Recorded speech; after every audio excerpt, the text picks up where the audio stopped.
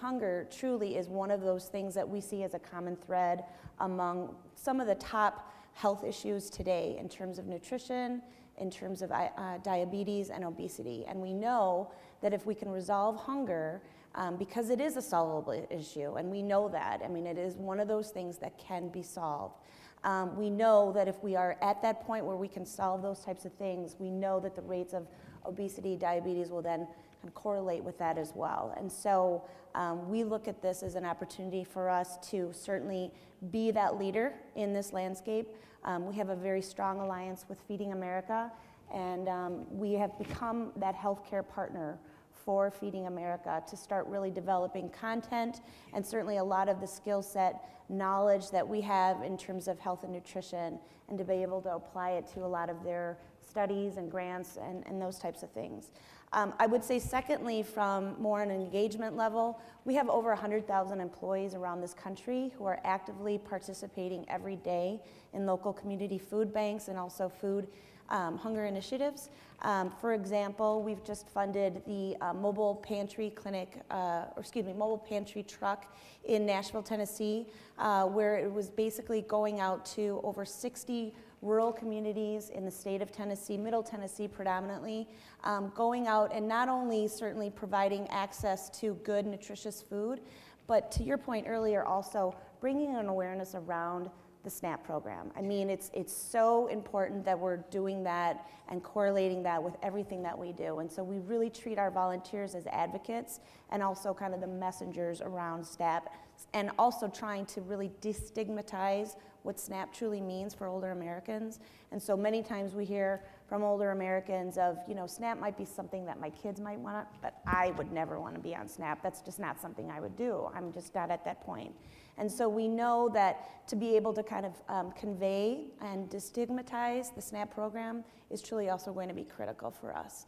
So we've taken our position as a leader and really looked to an opportunity to build some great partnerships as it relates to media partnerships with CBS as well as the NFL.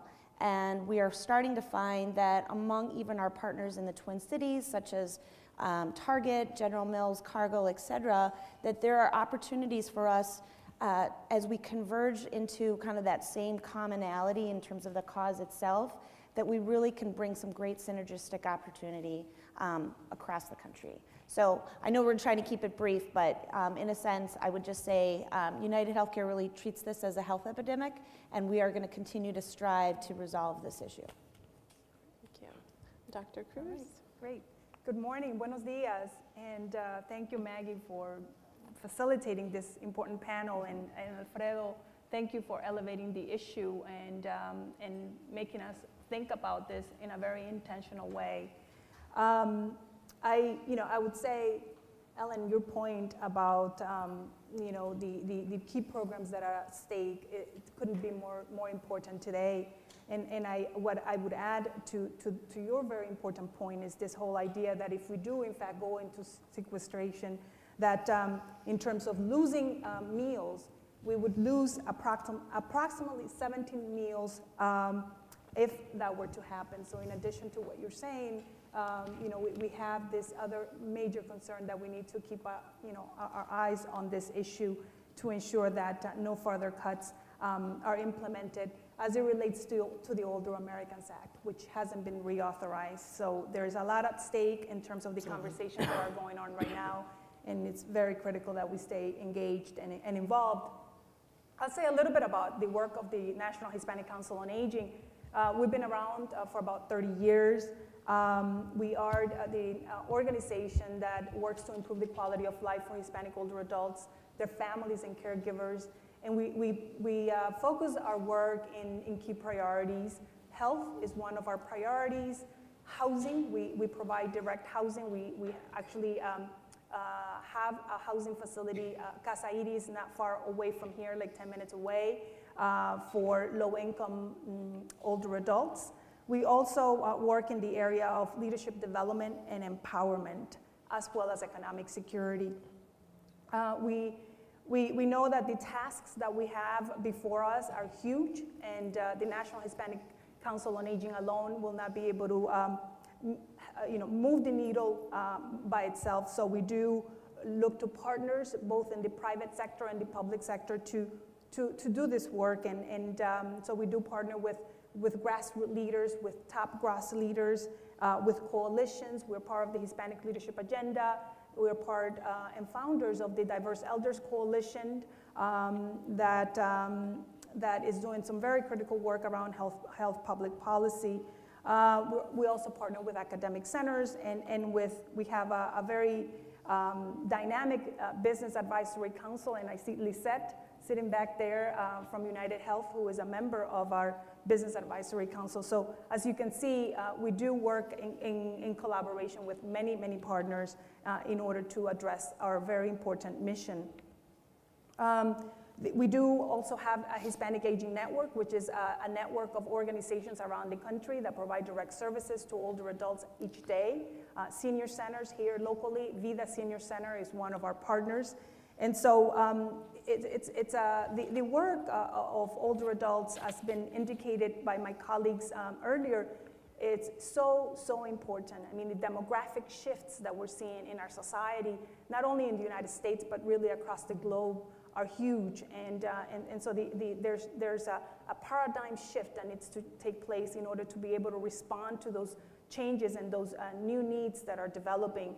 And so we know that today we make up, Hispanic older adults make up 7% of the older adult population, but that is quickly changing. And by 2050, that number will rise to 17%. And so the demographics are important elements to be on the lookout for, and to use as an indicator of, as a reminder to us as to how we are going to adjust to that new reality. You know, as we travel the country, taking the pulse of the Hispanic older adults, one of the things that we heard over and over again this past year was the challenges with nutrition. And I remember in being in Miami this year, and you know, the older adults who were in attendance telling us how difficult it was for them to manage their chronic illnesses, diabetes, for example, because they didn't have enough to eat. And this is a reality. And so, you know, the woman was telling me, you know, I don't even have enough milk to take my medication. And so this is you know, real stories that are happening not just in South Florida, but really across the country. In Los Angeles, you know, we met this other woman who was telling us that her income is $840 a month, and her rent is $800, and she's left with $40 to pay for medication, to pay for food, to pay for transportation. So you can do the numbers. They have to cut some things, and usually nutrition, medications are really what gets cut. So I will say that you know, I'm thrilled to have this dialogue. I invite you to visit our website. We do have a report that has a collection of all the findings from those listening sessions that we conducted last year. We're gearing up for next year, and it really gives us a sense of what is the pulse of our community, what are the issues that are important to our population. And I think your point about stigma is absolutely on point. You know, just here at Casa Iris, one of our residents reminds us regularly that she refuses to sign up for the program because she doesn't need it. Other members of society will need it most, even though we know she's in great need. Right. So we have a lot of work to do in terms of that. Thank you, Dr. I have some questions. I have some questions. We'll have to take a question from the audience, but I have a question. I want to return to this SNAP issue, and maybe Maggie, you can address this, because we've heard the statistics on SNAP and some of the difficulties in some of these attitudes and perceptions about SNAP. But what do we do about it? I mean, it would seem from an outreach perspective, it's something that could be accomplished, simply teaching Latinos about SNAP. What is being done in that area, and what can be done? Well, we are, as I mentioned, SNAP is one of our major objectives, and it's something that we're increasing our resources behind year over year. We have a very successful SNAP model pilot program in Georgia, and we have worked with our Georgia State office and the Georgia SNAP office. And as Maxine mentioned, it's a peer-based model. So we have trained volunteers, older adult volunteers, to help with application assistance and to help ensure that the participants who are eligible get actually enrolled in the program. And this model has been really, really successful. And the program is the pilots are being expanded into other states. We're in at least 5 other states this year, and we'll be in probably 5 additional states in the coming year. So the models look slightly different depending on how the state agency operates, and whether in some of our states, we're doing some telephonic assistance, which is really helpful with older adults, especially if they have any mobility issues or it's hard for them to get down to the SNAP office. So where that's allowable, we think that's a great model. We are working with Benefits Data Trust on some of these pilots. And we have lots of great work going on around SNAP enrollment. We think that it's, first of all, we think the peer-to-peer model is great. Having older adults who can understand how to speak to their peers is critical, and I think that goes, I have seen that in a lot of programs that serve Latinos, not specifically around SNAP, but the Promotora model, the Animador model, those models seem to really work with our SNAP enrollment. So I would say, that's one way to go, one thing to consider. One issue that emerged in our Philadelphia forum is a comparison of SNAP and WIC. And apparently WIC enrollment is very high. And WIC in some ways could be a model for SNAP, and WIC, as I understand it, it's almost recommendations from the process of peer-to-peer model. So that might be something that's interesting. So anybody have any questions? We have a couple of mics here. Question here for Jessica Powers.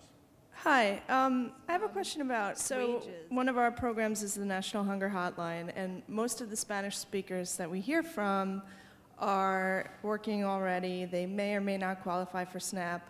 They may have, as Alfredo mentioned, issues with mistrust of the government. So I'm just wondering if any of you are doing any work or have any thoughts about policies around wages that could also be beneficial. I think that would be interesting. One of the things we're doing that it's indirectly connected is our work around leaves.pay. And what that is as you know, not everyone has the flexibility through their employer to stay home if they are ill, or if their loved one is ill, their kids are ill, or their parents. And so one of the things the National Hispanic Council on Aging is doing is working to get states to pass laws that require employers to have sick leave, leaves that pay, in order to be able to take care of that. And because oftentimes what happens is if folks are ill with a cold, with a flu, they're forced to go to work because they can't afford to not go to work and not make that pay for the day.